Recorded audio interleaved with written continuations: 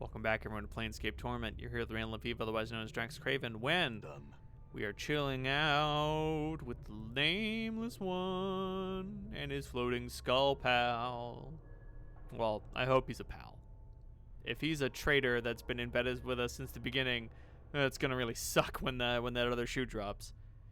The left side of this woman's face looks like it's been caved in with a club, and her flesh sags in bruised, swollen clumps over her ruined skull. The number 626 has been stitched onto the corpse's right cheek, just below the eye. Nasty wound you've got there. This corpse is lumbering along a triangular path. Once it reaches one of the corners of the triangle, it pauses, then turns and staggers towards the next corner. It has 965 tattooed on the side of its skull. As you approach, it halts and stares. Heh. Looks like someone forgot to tell this side to stop walking the rule of threes. What do you mean? These corpses don't have much left in the attic, so they can't do more than one task at a time. When they're told to do something, they keep doing it until someone tells them to stop. This poor guy probably finished some task and they forgot to tell him. No, rule of threes. What do you mean by that? Updated my journal. Well, the rule of threes is one of those laws about the planes, about everything tending to happen in threes, or everything's composed of three parts, or there's always three choices, and so on and so forth. You don't sound like you hold much faith in it. It's a load of wash, if you ask me. If you look for a number, any number, and try to attach some great meaning to it, you're going to find plenty of coincidences. I see. So, who gives these corpses their tasks?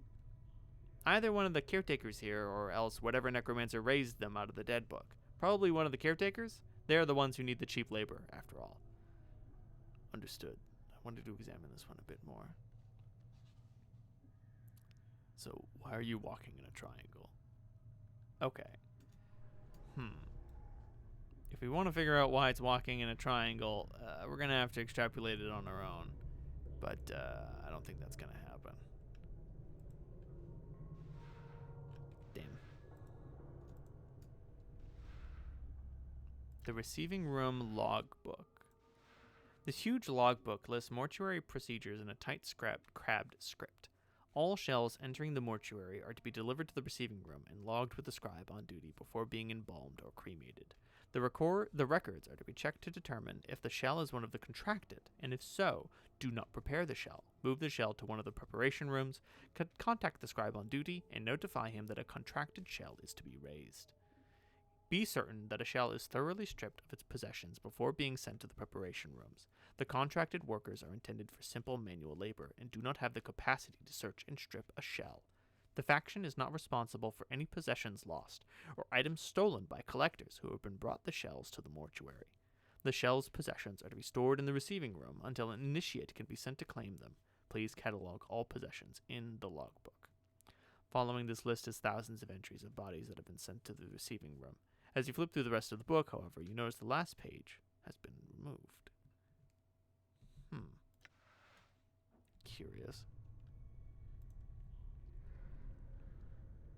This corpse is shuffling from slab to slab. Bandaging the corpse is lying there. The number 396 is carved into his left temple, and his lips are stitched closed. You notice the corpse is carrying a roll of bandages in its hands. The bandages almost look usable. You snake your hand out to take the roll of bandages from the corpse's hand. The corpse doesn't even seem to notice it. It continues going through the motions of bandaging the bodies. It's just that I need them more than these corpses. Its lips have been stitched shut. I wonder why. Maybe there's something wrong with it? Oh boy, there appears to be another living person in here. The number 1201 has been inked on the forehead of this corpse, and the ink has run down its eyes, cheeks, and jaw. As you follow the ink tears down the corpse's face, you notice it has run into the stitching sealing the corpse's lips, and is caught on what looks like the corner of a note stuck in its mouth. I'll take the note out. The note has mingled with the ichor in the zombie's mouth. If you tried to pull the paper out, through the cross stitches, it would tear the paper to shreds. Hacking up the corpse to get at it looks like it will destroy the note as well. You'll need to find a delicate way to remove the stitches before removing the note. Well, I've got a scalpel. I'll cut through the stitches. You deftly slice through the stitches, sealing the corpse's mouth, and the jaws sags open. You carefully pull the note from the corpse's mouth. Despite the condition of the paper, the writing on it appears to be legible. Okay. I'll leave the corpse in peace then. Note from Corpse 1201. Nothing. Well. Doll. The scribe looks very old. His skin is wrinkled and has a slight trace of yellow, like old parchment. Charcoal gray eyes lie within an angular face, and a large white beard flows down the front of his robes like a waterfall. His breathing is ragged and irregular, but even his occasional coughing does not slow down the scratching of his quill pen. Greetings. Whoa, Chief, what are you doing? I was going to speak with the scribe. He might know something about how I got here. Look, rattling your bone box with Dusty should be the last thing. Before Mort can finish his rant, the scribe begins coughing violently. After a moment or two, the coughing spell dies down, and the scribe's breathing resumes its ragged wheeze. And we especially shouldn't be swapping the chant with sick Dusties. Come on, let's leave. The quicker we give this place the laugh, the better. Before Mort can finish, the scribe's gray eyes flicker to you. The weight of years hangs heavy upon me. I'm sorry. The weight of years weighs heavy on me, restless one. But I do not yet count deafness among my ailments. Restless one, do you know me? Know you? There's a trace of bitterness in the scribe's voice as he speaks. I have never known you, restless one, no more than you have known yourself. For you have forgotten, have you not? Who are you? As always, the question, and the wrong question, as always. He bows slightly, but the movement suddenly sends him into a bout of coughing. I am Doll. Perhaps you can answer some questions for me, Doll. Updated my journal. Very well. What do you wish to know? What is this place? You are in the mortuary, restless one. Again, you have come. This is the waiting room for those about to depart to the shadow of this life. Tell me about the mortuary. This is where the dead are brought to be interred or cremated. It is our responsibility as dustmen to care for the dead, those who have left the shadow of life and walk the path of true death. Your wounds must have exacted a heavy toll if you do not recognize this place. It's almost your home, in a way. Shadow of life. Yes, a shadow, you see. You see, restless one. This life, it is not real. Your life, my life, they are shadows. Flickerings of what life once was. This life is where we end up after we die. And here we remain, trapped, caged, until we can achieve the true death. True death. Metal Gear. True death is non-existence, a state devoid of reason, of sensation, or of passion. A state of purity. Sounds like oblivion. Why would anybody want that? Is it worse than remaining in this shadow of what life once was? I don't think so. I have other questions. How did I get here? Doll snorts in contempt as if he finds the memory repugnant. You're a moldy chariot ferried you to the mortuary, restless one. You would think you were royalty based on the number of loyal subjects that lay stinking and festering upon the cart that carried you. I arrived here on a cart. Updated my journal. Yes, your body was somewhere in the middle of the heap, sharing its fluids with the rest of the mountain of corpses. Your seneschal, Ferrod, was, as always, pleased to accept a few moldy coppers to dump the lot of you at the mortuary gate. Ferrod. He's a collector of the dead. We have such people in our city that scavenge the bodies of those who have walked the path of true death and bring them to us that they might be interred properly. Doesn't sound like you like him very much. There are some I respect, restless one. Ferrod is not one of them. He wears his ill repute like a badge of honor and takes liberties with the possessions of the dead. He is a knight of the post, cross-trading filth of the lowest sort. Knight of the post. A knight of the post, a thief. All Ferrod brings to our walls comes stripped of little less than their dignity that they possessed in life. Ferrod takes whatever he might pry from their stiffening fingers. Did he take anything from me? Most likely. Are you missing anything? Especially something that you value? No, especially anything of value. Not that Ferrod would take exception to anything that wasn't physically grafted to your body. And sometimes even that's not enough to give his greedy mind pause. I'm missing a journal. A journal? If it was of any value, then it's likely it lies in his hands. Where could I find him? If events persist as they have, Restless One, you have a much greater chance of Farod finding you and bringing you to us again before you find whatever ooze puddle he wallows in this time. Nevertheless, I must find him. Do not seek out Farod, Restless One. I am certain that it will simply come full circle again, with you none the wiser and Farod a few coppers richer. Accept death, Restless One. Do not perpetuate your cycle of misery. I have to find him. Where is he? Updated my journal. I do not know under which Gutterstone Farod lairs at the moment, but I imagine that he can be found somewhere beyond the mortuary gates in the hive. Perhaps someone there will know where you can find him. So, this is our little tutorial to determine how people lie to us. Dahl has admitted previously in this conversation that he wants everyone to die. He believes that this entire existence is fake, and as such, everybody should die. So why should we believe anything he says about anything? Like, he constructed that entire conversation in a way, rhetorically, to convince us that we should just die. Because apparently, we have been not dying for quite some time. Long enough for this guy to recognize us multiple times over. Is Farod really dangerous to us? Did he steal our journal? That doesn't matter. Dahl's never going to answer those questions honestly, because he wants us to give up. He wants us to despair. Who can blame him? It's his job. Anyway. And besides, it's clear from Dahl's infirmity that he's not been able to leave the mortuary for some time. So, all of this information here, useless, pointless. He doesn't know where Farod lives. He's never been outside. He hasn't been outside the mortuary in a very long time. There's no way he would know. But I had some other questions. Can you tell me how to get out of here? The front gate's the most obvious exit, but they will not let anyone other than dustmen pass. One of the guides by the front gate has a key, but it's likely he will open it. He will open it for you. It's unlikely he will open it for you unless you are extremely persuasive.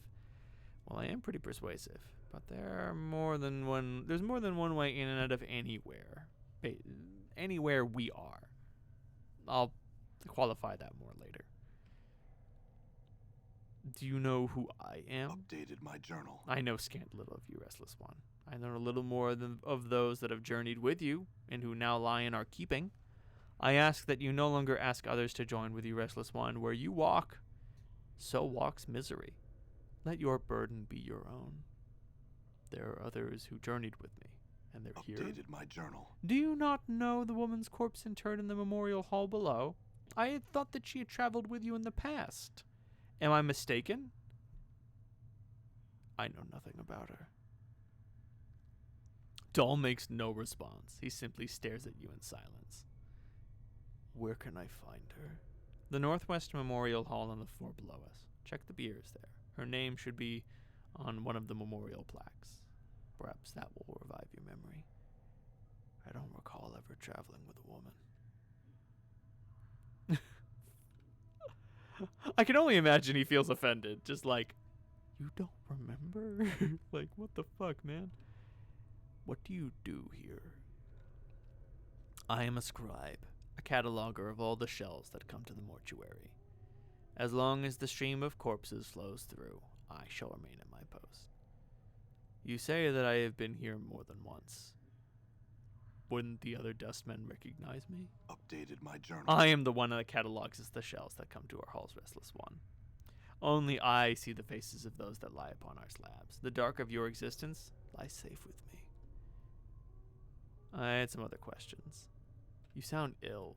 Are you alright? I'm close now to true death, Restless One.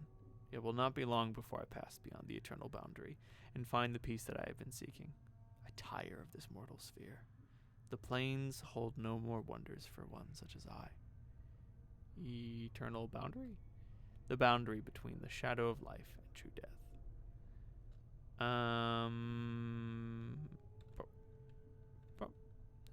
something I could do to help? I do not wish to live forever, nor live again, restless one. I could not bear it. Farewell, doll. As you turn to leave, Doll speaks. Know this, I do not envy you, restless one. To be reborn as you would be a curse that I could not bear. You must come to terms with it. At some point, your path will return you here. It is the way of all things flesh and bone. Then perhaps we will meet again, doll.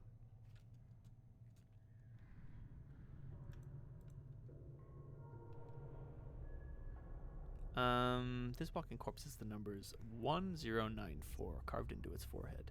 Its mouth has been sewn tightly shut, and the chemical reek of fresh formaldehyde hangs in an overpowering cloud around it. Despite the pallid, sunken features and lifeless, milky eyes, it is clear that this was once a handsome young man. Seen anything interesting going on? No. What do we have here? Nothing. But now I see why they sew the lips shut. Otherwise, the jaw will hang open. The smell of formaldehyde emanating from this corpse is particularly strong. It smells like it was applied recently, with good reason. The corpse appears to be in an advanced state of decay. Her jaw is missing, and some of the flesh has slid off her skull, revealing the number 1072 chiseled into the bone. Well, let's look at the note. This is a foul-smelling note retrieved from the mouth of one of the mortuary zombies. It looks like it was sewn into the corpse's mouth by accident. Despite its condition, the writing is legible. Please, to whatever dustman reads this, I beg of you, I know of my legal obligation under the terms of the dead contract, but I am prepared to offer more than my signing fee if you will cremate my body rather than raising it. I have arranged for this note to be left with it upon my death. If you are reading this, then please use the note as instructed and accept the result in exchange for my contracted duty. Let my contract number serve as the key. It looks like the corpse was too late to prevent the raising, but you notice that beneath the writing is a diagram. It looks like the directions for folding the parchment into a strange pattern. You can use things in your inventory. This foul-smelling note has a strange-looking diagram inscribed beneath the writing. It looks as if it's instructing you to fold the corners of this note so that the points touch the center. There's a series of strange marks on each corner. 1 mark on the upper right, 2 marks on the lower right, 3 marks on the lower left, and no marks on the upper left. So if the code is the contract number, it's 1201. So we want upper right. The 2 marks are on the lower right. The lower right. And then no marks in the upper left. And then there's 1 mark in the upper right. Fold the upper right back into the center. As you fold the upper right back into the center, right corner back to the center, the lower left corner. Oh no, I took my glasses off to rub my eyes, so now I can't read my bones. The lower left corner mirrors the action until all the corners touch the center. You watch for a moment, and the corners of the paper raise up, turning the note into a small 4-sided paper pyramid. Open the sides of the pyramid. Inside is a small triangle-shaped earring. It catches the light and gleams brightly. Take it. My lore skill is not great enough to identify this earring. But it seems as if magic is common enough in this world. Done. You just do a thingy and a thingy happens. No problem. Easy peasy. Still, a simple spell like that, it's not very useful. But doesn't mean you can't. It doesn't mean it doesn't have its uses. This huge corpse is standing silently in the corner of the room, facing the wall. He looks to have been a heavy-set man in his early years, and judging by the condition of the body, he died only recently. The freshly stitched number on his forehead reads 1664. This corpse looks like it's serving as a librarian, as it's carrying a huge stack of books in its arms. Examine the books. The books appear to be old mortuary ledgers. None of them are of any particular interest. As you search through the text, however, you notice a loose page folded between 2 of the books. You're suddenly struck with the feeling that someone tucked this in here to hide it. Take the page. The page doesn't look like it belongs with the ledgers. It looks like it belongs in a logbook. The tear is clean, like with a knife. so you suspect the page was removed on purpose. Read through it. You take a moment to read through the page. It's a list of dead bodies brought to the mortuary and logged in the receiving room. All the entries appear to be recent arrivals. Take the page with you and leave. This ragged page looks like it was cut neatly out of a book. 16537, 5th night, drunk. Chest wound, case of death, mauling, Abishai. Collector, pox, 3 commons paid, no possessions. 5th night, desiccated corpse, cause of death, indeterminable. Age of shell prevents identification. Collector, Farod. 3 commons, no possessions. Stripped, knife marks evident from dissection. Okay. Weird. 5th night, scarred shell. Cause of death, indeterminable. Scars do not appear to be cause of death. Shock trauma. Collector, Farod. 3 commons paid. Possessions logged. Fist irons. 13 commons. Middle table. Receiving room. 16540. 5th night. Desiccated corpse number 2. Cause of death, indeterminable. Age of shell prevents identification. Collector, Farod. 3 commons paid. Possessions logged. Knife. Knife marks evident from dissection, but the dissection was not thorough enough. Copper earring found lodged in abdomen. Earring has been locked in south preparations room. Have an initiate from the 3rd circle. Examine if it has strange markings like those on contracted worker 79. 5th night, skeleton. Cause of death, indeterminable. Age of shell prevents identification. Collector, Farod. 3 commons paid. No possessions. Stripped. Knife marks evident from dissection. As with previous entries, these shells Farod has brought us show signs of having been prepared. I have asked that Initiate Emmerich launch an investigation into the matter. Furthermore, entry 16542 is one of Farod's gang. I have seen the individual before. I would ask Emmerich to pay heed to how the man died. 5th night, tiefling, male. Cause of death, slash marks. Discoloration of wounds are consistent with grave rot. Ghoul claws? Farod. Collector, Farod. 3 commons paid. No possessions. Stripped. Knife marks evident from dissection. Okay, so it seems that he chops up the bodies to try to find anything hidden within them. He doesn't always find everything he's looking for, but he does a pretty good job. But more so than that, the corpses he's bringing in are very old. Like, entry 16542. Okay, so there's a tiefling guy that he killed who used to work for him. Well, if he died doing something else, then, like, he may have been attacked by a ghoul. And, you know, if you die in Farod's employ, he just sends you off to the dustbin, because that's what he does. But still, corpses 2 through 3 here are all indeterminably old. I'm sorry, 2 through 4. Where's he finding all these ancient corpses? Maybe he digs deep, you know? Not like literally digging up bodies, but like maybe he's willing to look for corpses in places that other people aren't. Still, he seems like a bit of a scumbag. Not like murder my own employee scumbag, but like a I will sell my dead employee to the dustman kind of scumbag. You know what I mean?